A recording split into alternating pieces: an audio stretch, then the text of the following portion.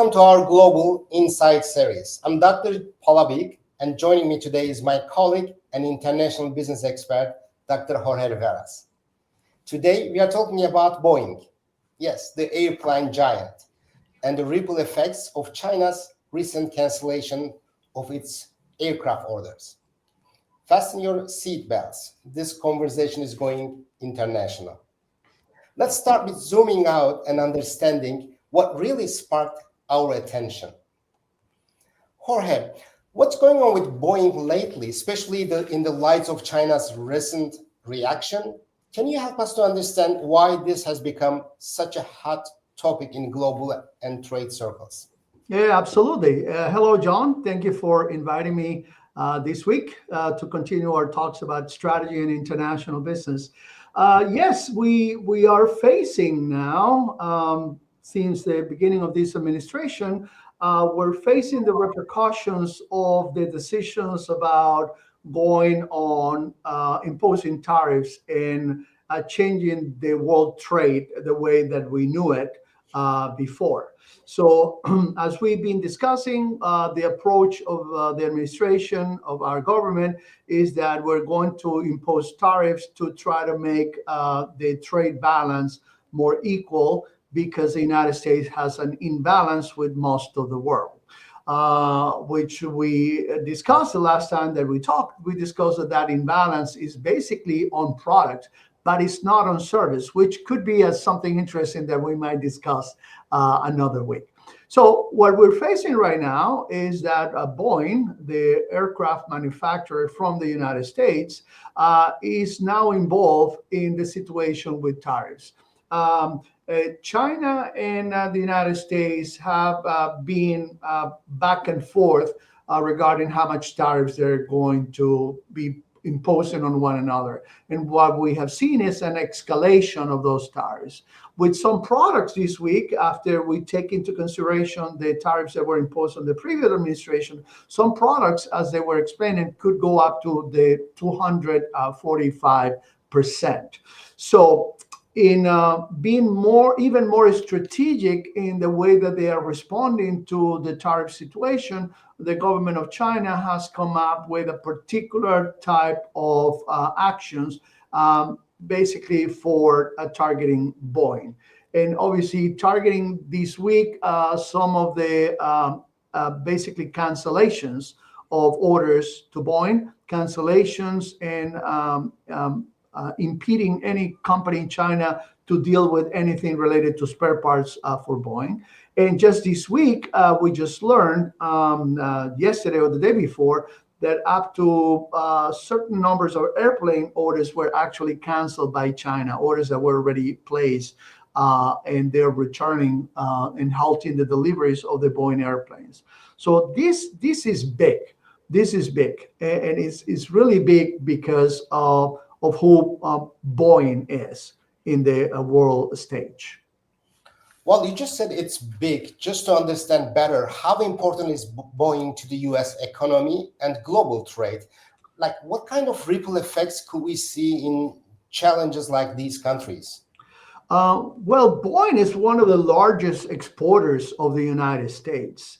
And we're talking that the last numbers that I remember, we're talking about something like $80 billion in 2023 that were the revenues of the company. Now, when we talk about revenues of Boeing being almost $80 billion in 2023, we need to take into consideration that most of the sales, most of these revenues come from international orders. And obviously, historically, that's the way. It's international customers, the largest orders that Boeing is going to be getting. And obviously, that's going to affect our balance of trade even further, since Boeing is on the top 5 of our exporters.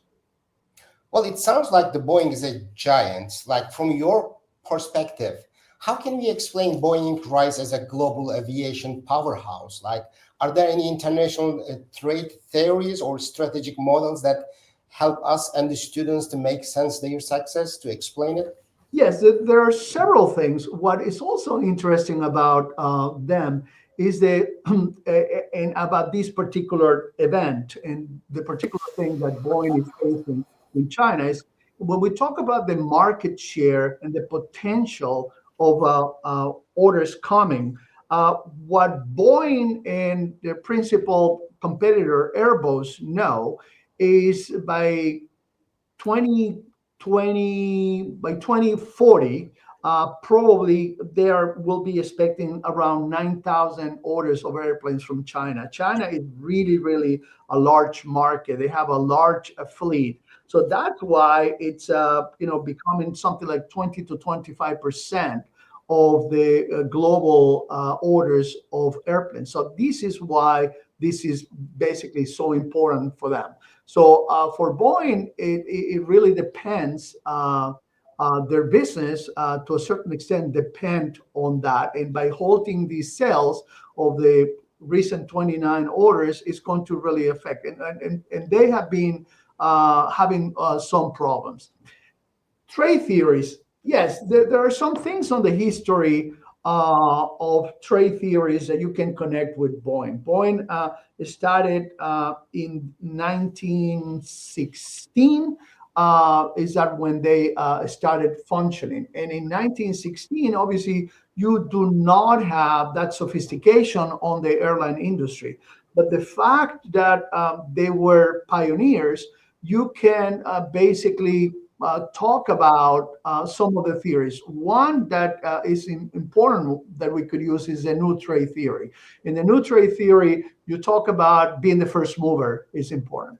Although they were not actually the first mover, the Havilland from the United Kingdom was the first mover, but there was luck in the side of Boeing because the Havilland produced an airplane that did not have all the qualities or innovation that they required. And they came up right after, and they came to the market with that, and that basically hit, and they took advantage of that. So the first mover part is one of the things that you can use over there. You could also use portions of the Michael Porter national competitive advantage theory. In what sense? In the sense that, in the dime of Michael Porter, and apart from the diamond, there are certain factors that you could have that could help the industry. One is the demand and the sophistication of the demand. We cannot say that in the early 1900 that sophistication of the clients were there, but the demand existed. We're a large country with a lot of different routes, and since a large country as we are, we will need airplanes for transportation. So the demand existed. Then you have factors like good engineering schools, preparing the right type of skills that you need for that industry. Then you have a factor outside from that, two factors. One is government intervention, and the other factor is what Michael Porter called chance, which is, they participated in World War I and World War II. Then they became an industrialized organization, and they were supplying airplanes during World War II. Then we have the competition that they have.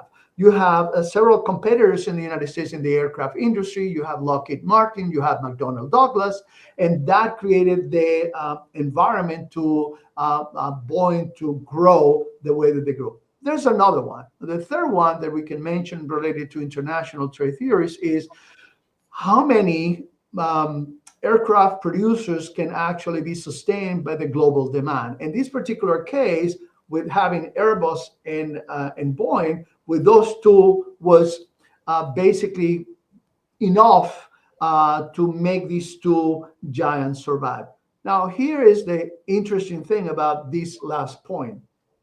China, knowing that they had become a really important market for the aircraft industry, and knowing that they only have two main competitors, and China wanted to reorganize their economy and concentrate more in high-end technology and capital equipment, they did open up a third competitor on the market, Comac. Comac is a state-owned company, Chinese company, that have not really raised to the advancements that Boeing and aircraft, Boeing or Airbus have designed. And but what Boeing did as a part of their strategy is that they formed some sort of alliance with them to be able to furnish and do final testings and things in a manufacturing plant, assembly plant, I should say, in China.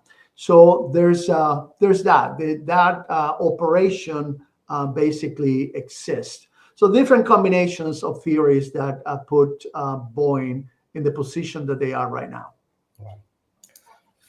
By looking at all this, like the size of the company and the relations, the market, and the history over 100 years, the way it looks like to me is it's too big to mention about is without connections with other countries and the government too. So I'm just curious about to what extent has the U.S. government played a role in Boeing growth and global positioning? Was this like a just purely private sector success or more strategic partnership with the state? Quite an interesting question that involves Airbus as well, and involves the World Trade Organization, involves dispute through the World Trade Organizations, and many other things. As you know, my undergraduate degree is in mechanical engineering, so I've always been fascinated by Boeing and aircraft. And in my previous roles in corporate America, I worked with a company that serves a lot of aircraft in the Department of Defense, especially the Air Force. So what happened with Boeing and the way that the Boeing also was assisted, and I should mention this, is Boeing worked with the Department of Defense in developing some of the technologies through programs of the Department of Defense. They were able to basically help on the research and development that then it was transferred to the commercial portion of the industry. So some of the money for research and development was provided by the government through the Department of Defense. And we saw how that obviously impacted Boeing's development.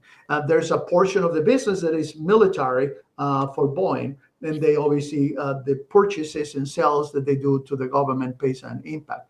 So when these disputes started, actually the Boeing accused through the World Trade Organization that Airbus had been receiving financial aid subsidies from the European Union. And there's a big case about the A380, the double-decker plane, where the A380 received 15, 16, 17 billion dollars to be developed, and they have that dispute. At the end, the World Trade Organization sided with the United States and with Boeing, and was going to impose tariffs. But as soon as that happened, they also, because Airbus had put a dispute as well, Airbus got also sanctioned by the World Trade Organization. And at the end, they shake hands and they basically say, we're not going to do it again. But basically, they, according to the World Trade Organization resolution, they were both being assisted one way or another. One was more direct and the other one was more indirect, but still part of that. So yes, so the government had a lot to do with part of the success of Boeing. Well, it really doesn't come to me surprised by looking at even today's global trade. It's very well connected with the governments and politics and diplomacy too. Even today's world, if you look at the business, trade, international business, we still have the same mindset and concept there. The high-tech companies, technology, they have such a connected relation with the governments and different organizations. But when you look at the recent activities and everything, what strategic decisions or internal factors might have led the Boeing's recent management and quality challenges? Like, what lessons can we take from this business or strategy plan for today? So I'm of the idea, and when I teach a strategy, I always think that strategic alliances are something positive, but they need to be studied and they need to be analyzed pretty well in terms of strategic alliances, in terms of mergers or acquisitions. And Boeing, which was heavily engineering-oriented organization, okay, with its main headquarters in Seattle. They operate all the divisions out of Seattle. Washington State, on the west of the United States. At one point, there was a big change in the culture of Boeing. And according to my knowledge, culture is one of the top things that you need to manage and protect in a company.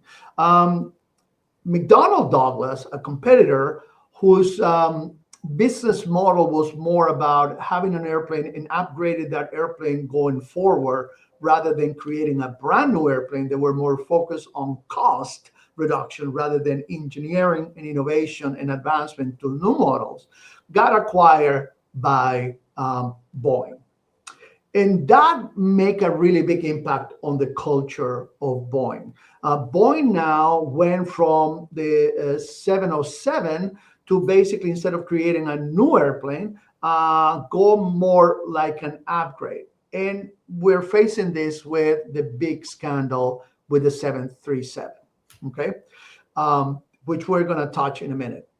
Before that, a major change also occurred in their business model and the strategy of Boeing, which was not a bad approach, I must say this, but you need to know how to handle it, and that is with outsourcing. The 787, the Dreamliner, was the first in a series of airplanes where they focus on designing new materials for the fuselage of the airplane to make it lighter so it can consume less fuel. Then they redesigned the turbines with their different strategic alliances they have with Rolls-Royce and with General Electric. They redesigned that to make it, in terms of fuel, the consumption dropped dramatically. And then they did a lot of new interesting things. But what they decided at the very beginning of this airplane is that 70% of their components were going to be outsourced. Boeing was basically having a vertical integration for all the components that they have, and then they suddenly went all over the world where the best places, the best industries that could offer the substitute for that. What happened, it was a lack of coordination, a lack of communication, which ended up, and the peak was actually here in Boston, Logan Airport. One 787 was departing from a Japanese airline, and the batteries that they were using on this airplane caught fire. And they caught fire, and then they end up having to basically stop every flight from the 787s. They were all grounded. It took them a really long time for all of these companies, Mitsubishi, who was working with them from Japan, and many of these companies to basically get their act together and start coordinating all the problems. There were different layers of communications, different layers of supplier. The main supplier for Boeing received suppliers for another one, and that received from another one. And Boeing had not really designed the entire supply chain or coordinated the entire supply chain. So a project that was $5 billion ended up being a $30 billion project. And it caused a lot of delays and damage to Boeing's reputation. Come back 10, 15 years later, Airbus goes to the same route of doing outsourcing. They had also problems with the A380 and many of the other airplanes until all got more comfortable in managing the supply chain. And then comes the 737 issue. The 737 was a start airplane, which most of the sales were going to Southwest Airlines here, a low-cost carrier or best cost provider, whichever way you want to see it, who only uses the 737 for economies of scale and for many strategic approaches to the market, which is a really, really good strategy, what Southwest was doing. But then Boeing, in his wisdom of not really designing a new airplane, they make some changes, and among those changes was a change with the aerodynamics of the airplane that changed part of the software.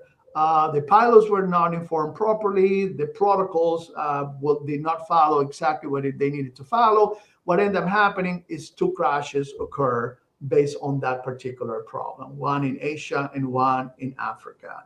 And that grounded the 737. And then just recently, we saw how there are quality issues. We saw an Alaska airline flight that saw one of the pins of the one of the gates broken. They didn't have all the security they needed to have, and that was in all the media. So that damaged dramatically the image. The final thing that occurred over a period of time, these are recent, but over a period of time, is that they changed the headquarters. Once they were all together in Seattle, the engineers were talking with the executives and talking with everyone else, and they could face focusing on engineering and not in the economy and money. The headquarters got moved, so the executives got moved to Chicago. The engineers were left alone in Seattle. The communication was not there. So this new strategy was more about an economic approach and cost cutting. And that change in the culture, because they separated these two units, has caused a lot of problems and is now damaging Boeing and Boeing reputation. So that the cost cutting over engineering has been dramatically bad. Well, by looking at your final description, is there a lot of lessons that students can take here with the communication, the headquarter, and how money plays a huge role in diplomacy? Dr. Riveras, as always, your insight help us connect theory to reality the most meaningful way. Thank you for navigating this complex topic with such a clarity. Thank you. And to our students, our viewers, whether you are in the business, policy, or education, remember, in a world of global turbulence, it's informed strategy that keeps us flying. Until next time, keep learning, keep questioning, and keep your curiosity at cruising altitude. Take care. Thank you.